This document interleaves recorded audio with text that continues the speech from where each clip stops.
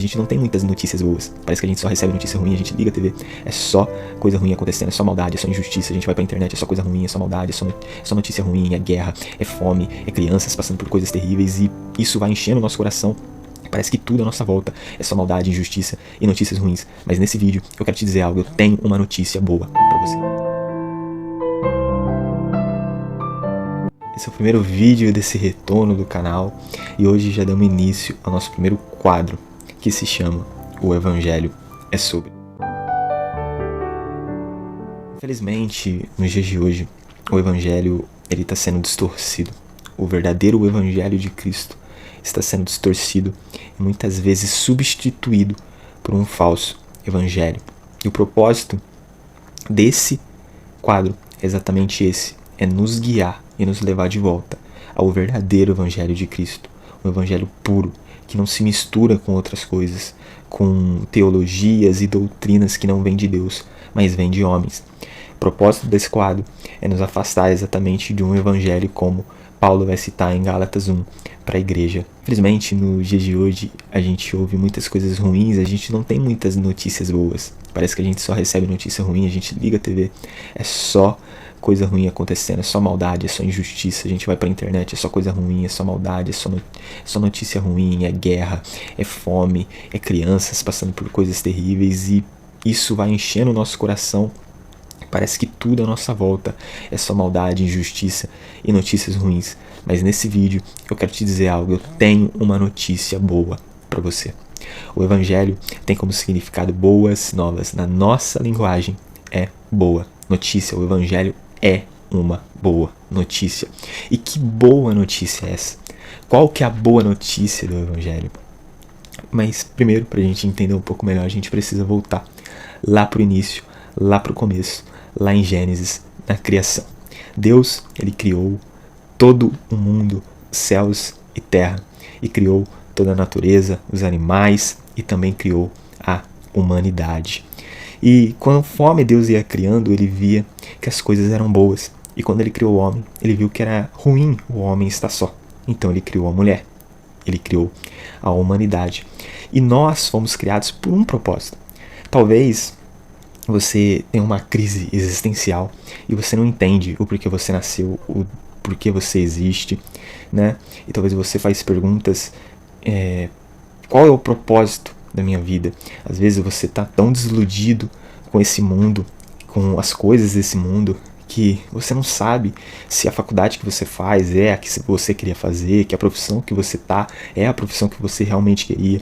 Você não sabe se as decisões que você está tomando é exatamente a correta. E isso vai entrando em nós e acaba que a gente fica decepcionado com as coisas desse mundo e fica perdendo o nosso propósito de vida. E o nosso propósito de vida, porque temos um propósito, você tem um propósito. E o nosso propósito é estar na presença de Deus, é nos relacionar com Deus. O nosso propósito de vida não tem nada com esse mundo, não tem nada com essa terra. É por isso que nada que você faça aqui vai preencher esse vazio dentro de você.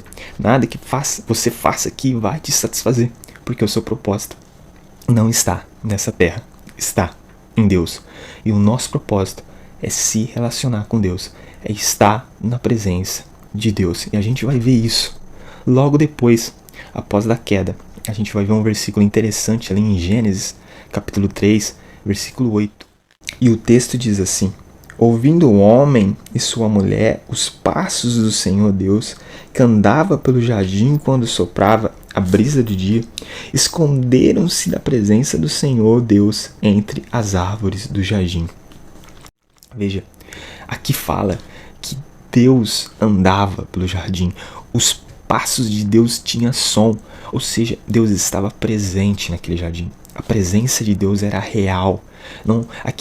O texto não está dizendo sobre algo místico, não. Deus estava presente ali e ele tinha passos e ele andava sobre o jardim.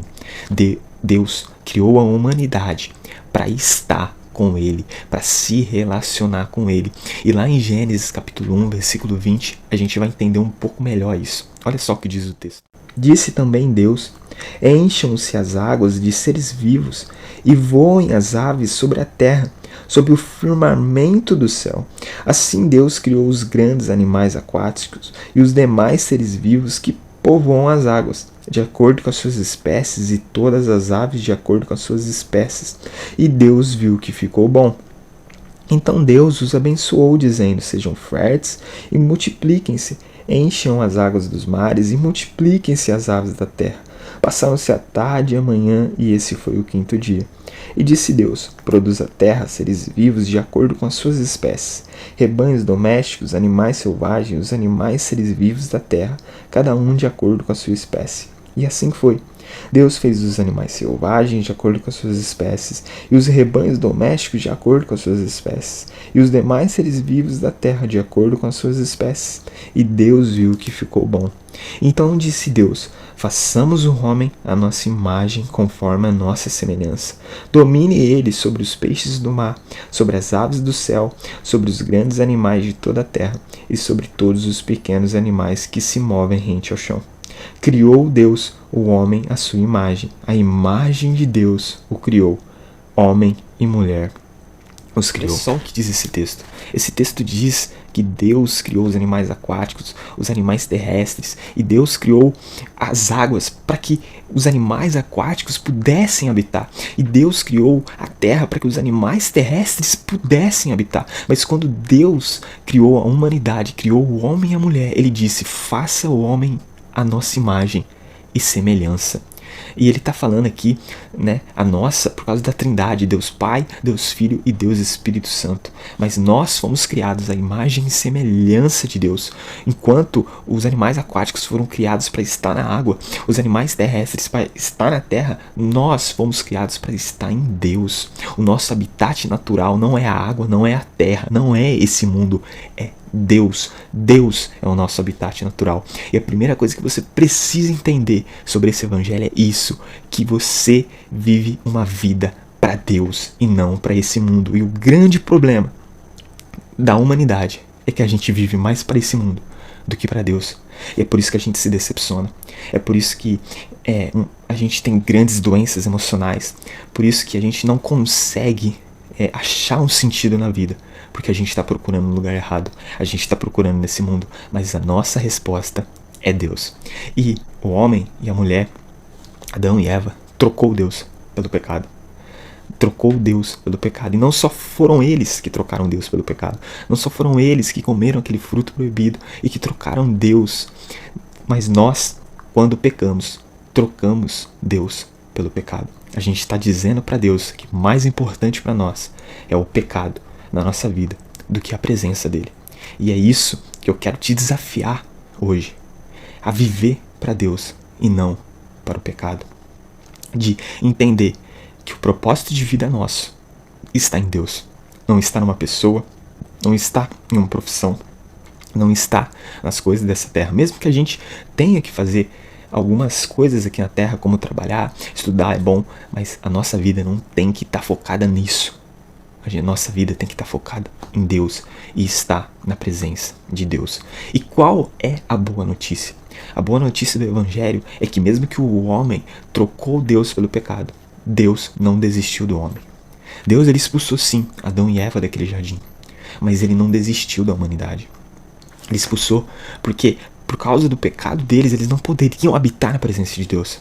Porque não é a presença de Deus que não pode habitar no pecado. É o pecado que não pode habitar na presença de Deus. Porque a presença de Deus destrói todo o pecado. A santidade de Deus aniquila o pecado. E por causa do pecado, a humanidade não poderia estar com Deus. Porque a humanidade seria aniquilada pela santidade e pela glória de Deus. E é por isso que Adão e Eva foram expulsos daquele jardim. Mas Deus ele amou todo um plano de salvação para nos ter de volta, para nos levar novamente ao propósito de qual fomos criados, que é se relacionar com Ele, que é estar com Ele, que é estar com Deus. E Deus é tão bom e tão amoroso que Ele deu a oportunidade para, ainda nessa terra, ainda nesse mundo, a gente possa estar com Ele, na presença dEle, mesmo que a gente ainda peque e erre. Mas Deus, Ele nos deu a salvação através de Jesus Cristo. E Jesus Cristo nos deixou o Espírito Santo. Mas isso é um assunto para os próximos vídeos.